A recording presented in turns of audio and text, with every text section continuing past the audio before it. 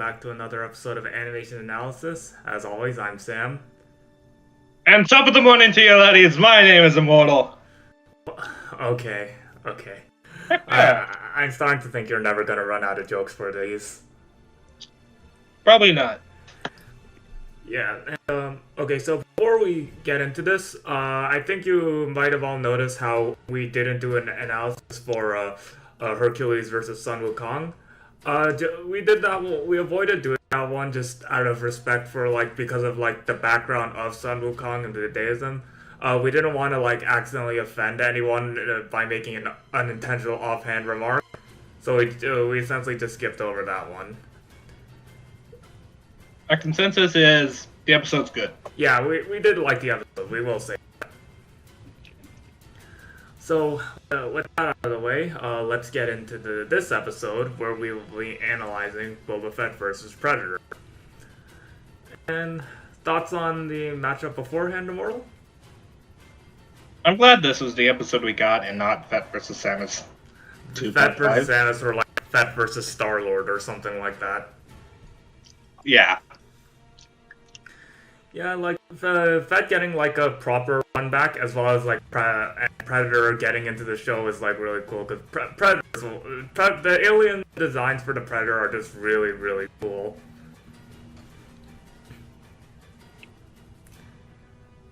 Anyways, with that said, let's get right into it.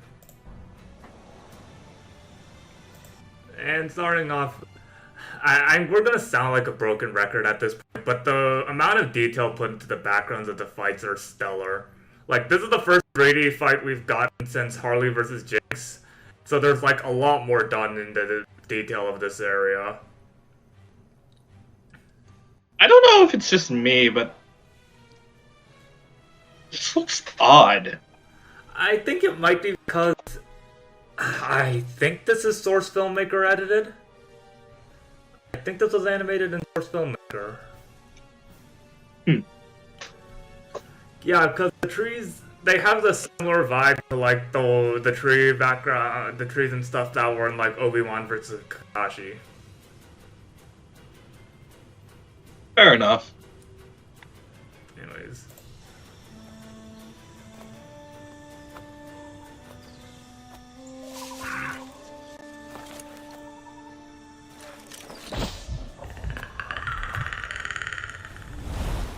I will say. I really like the invisibility effect. Oh yeah, also Boba's animation here of him turning around like that. That's really smooth. And we're going to the invisibility effect looks really cool here. Mm-hmm.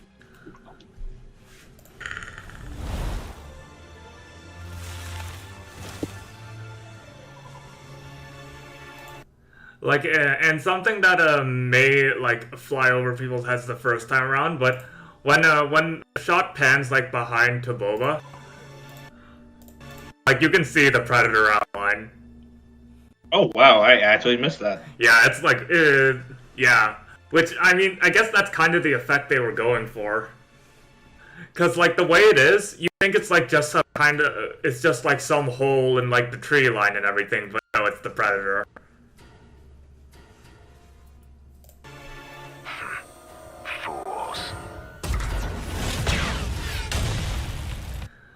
And also. Really cool. The amount of the reflex speed Boba needs here. He hears the shot and dodges it immediately. That is really well done. Done.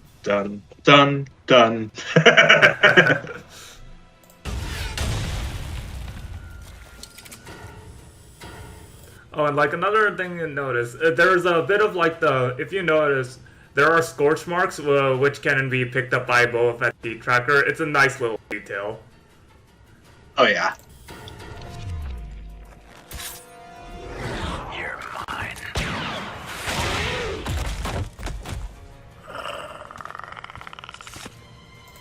Oh yeah, and Predator, now the cloaking thing, it's really quickly done.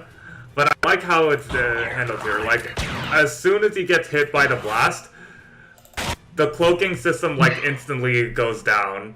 But because of like how quick the sequence is, it doesn't feel like instant. Because like the Predator has like a similar color scheme to the background, it almost feels like the cloaking device is actually like slowly fading off. Really well done. Yeah. Yeah.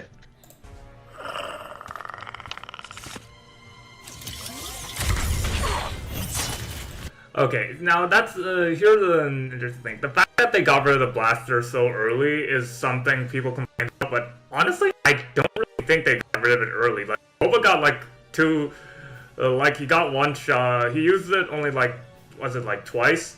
Once to like knock a Predator, to like blast Predator off the branch, and then the other one the back shot, which honestly, I think that worked. That's good enough.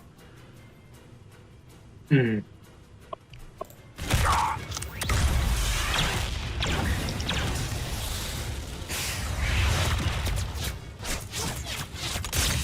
Oh yeah, and this sequence here, like a Predator dodging all those attacks, is really well done.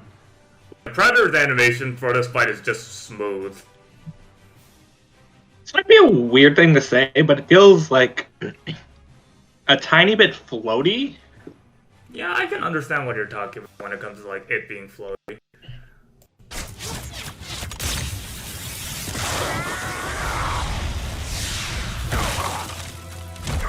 Oh yeah, and I love this bit here. The perspective shot of... I love that run. Hmm? I love that run. Oh yeah, that run animation is great too. And it might be a weird thing to say, but it just feels so full of personality. Yeah. I will say there is one small issue with the run, and that's like the sound design. The footstep sound is a little too fast compared to like the actual Predator run, but it's a minor thing. Yeah.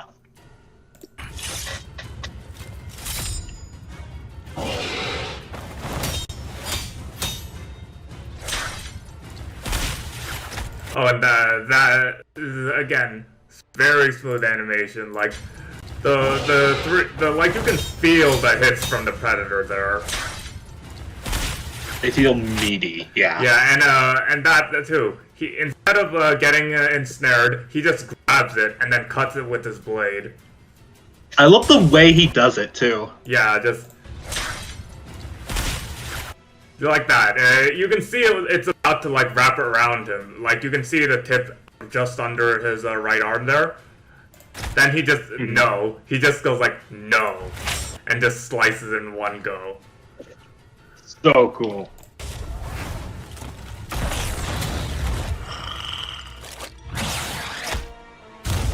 I love how he catches the wrist rocket only for it to explode in his face. I shouldn't have done that. Oh yeah, and here we get to one of the. This is one of the cleanest like close combat sequences we've got in the show. Like, look at this.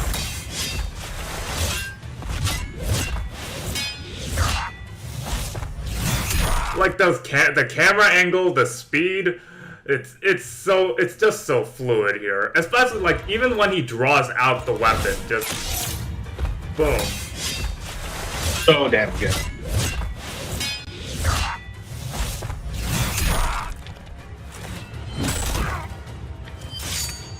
I like how Boba, despite the fact that he got impaled in the shoulder, he shrugs it off. Now, here's one of the major animation errors I noticed. Like, in this one shot in particular, for some reason, Predator's dreadlocks aren't animated. They're just, like, in, like, a default position like that. Really? Yeah. Oh, wow. Yeah. And, like, it's fixed right here. They're drooping down again. And yeah, and then using the voice recording device. You're mine. Can I, even though I do like the episode, can I just say this did the arm cutting off thing way better than Blake vs. Mikasa? Oh yeah. Like, unlike Blake vs. Mikasa, where it's like, it just changed the entire, just changed some of the color. Like, the way this is done, that is such a fluid motion. Mm-hmm.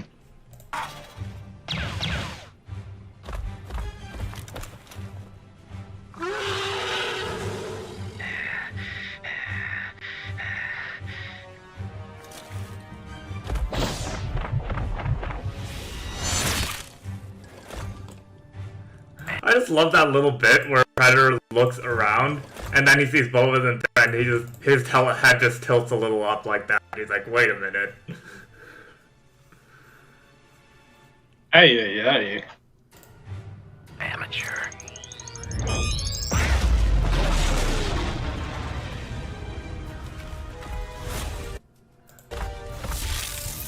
I will say, can I just say it's kind of funny how Boba just drops this thing right here while he's still on the tree? And the explosion, like, it's pretty big.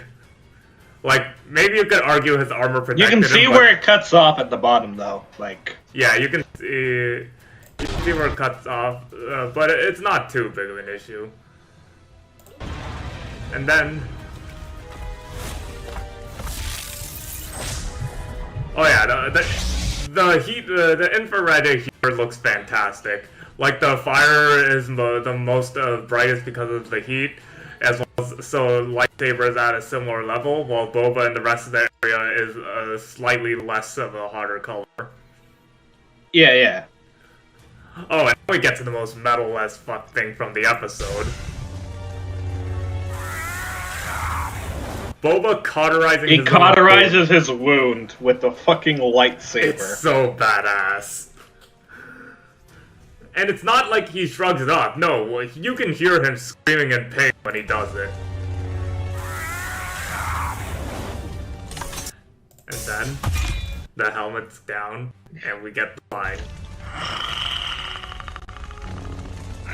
You are one ugly motherfucker. I love that. I guess it's fine that they have it in this It context. feels a little forced, but at the same time, not too much. I guess.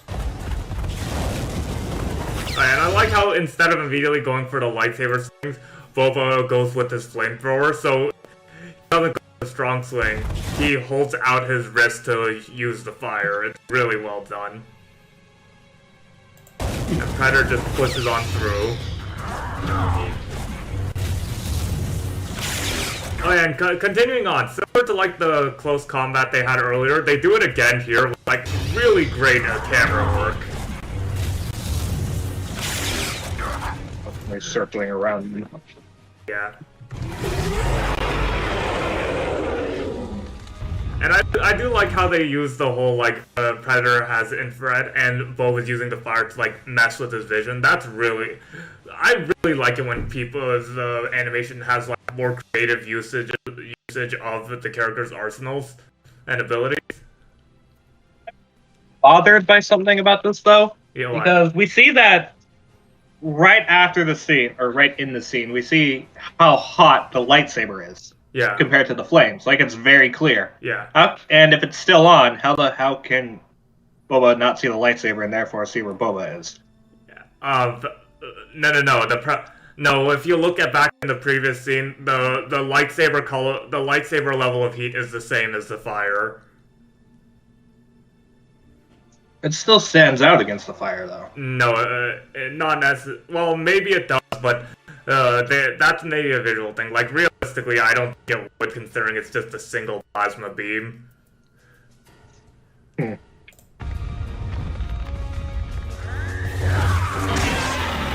Oh, and like, another minor detail thing. You can see Boba right there. Oh, wow.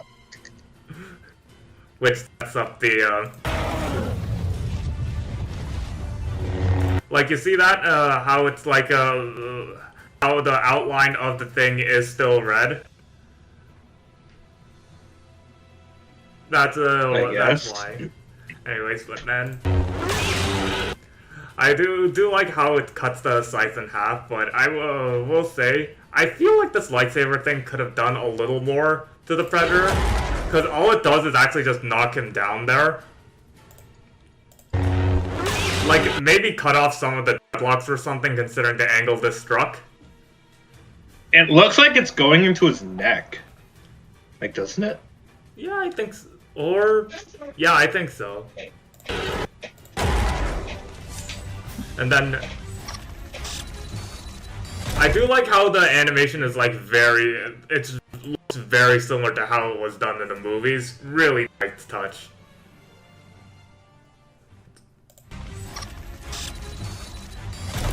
I'll be taking this. Fools.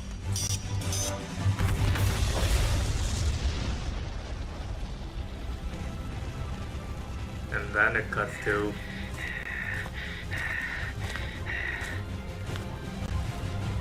Like, you can tell he's exhausted from this fight. This wasn't easy for him. Yeah, that's another thing. I will say, I think a minor thing though, I think they could have done the whole explosion thing better. Like, the explosion just went off, and then it cuts to Boba being pretty much fine. Yeah, exhausted, but relatively fine. Honestly, I think they should have done, like, the same thing that happened in, like, the Predator movies and have, like, Boba realize it, and run from it. Oh, yeah. Like, they definitely could have done that explosion a lot better. Yeah. Okay, where are we gonna... What shot are we gonna leave it at? I think I'll... Yeah, I think somewhere... Okay, I'm gonna leave the shot right as Predator draws, like, his blade. Let's play a little bit. Yeah, like, this is a really good shot to leave it on as we talk. Okay, so... Other thoughts on the episode. Music as always is just really great. Like, If It Bleeds is a really good track. Like, it is a good track, though I don't really find it, like, super memorable. It's not super memorable compared to, like, some of the other tracks we've gotten this season, but it fits the fight well, and I listen to it every now and then. I will also say, like, I've mentioned this to Immortal and a couple other people before, but the way the build-up sounds for some of the fight tracks sound like a Zelda boss theme, and I'm all for that. As for voice acting, Cameron God, I think that's how you say it, Cameron God? I would not know. I don't know, but yeah, he did a really good job as Boba here. Like, it has the perfect amount of, like, good acting as well as, like, a slight level of, like, cheese to the voice acting that fits classic Star Wars. And, considering his past performances, like, in Death Battle, it's kind of interesting to see him perform as Boba, because his last two roles were Mario and Sephiroth. What a goddamn jump. Yep. It's kind of hilarious. As for other things, honestly, yeah, aside from, like, the dreadlock issue and maybe the finisher, there's very little to complain about for this episode. Like, yeah. Like, and, like, is there anything you want to say about it, Immortal, or? Not really, honestly. Yeah, I don't like, really have anything to add. This is honestly just, like, a really good episode overall, which I'm actually really glad, because Death Battle Season 9 has been just keeping on the quality. Like, this has been just a really good season overall, and I'm happy about it. Mm-hmm. With that said, our final ranking for the... rating for this. What would you give it, Immortal? Like an 8. Yeah, 8 out of 10. That's what I give it as well. There are some issues. They're not too glaring. Yeah, 8's honestly a fair one. Like, as fun as this episode is, there aren't too many moments that make it, like, stick out completely. But at the same time, again, really, really good episode. With that said, as for the next time...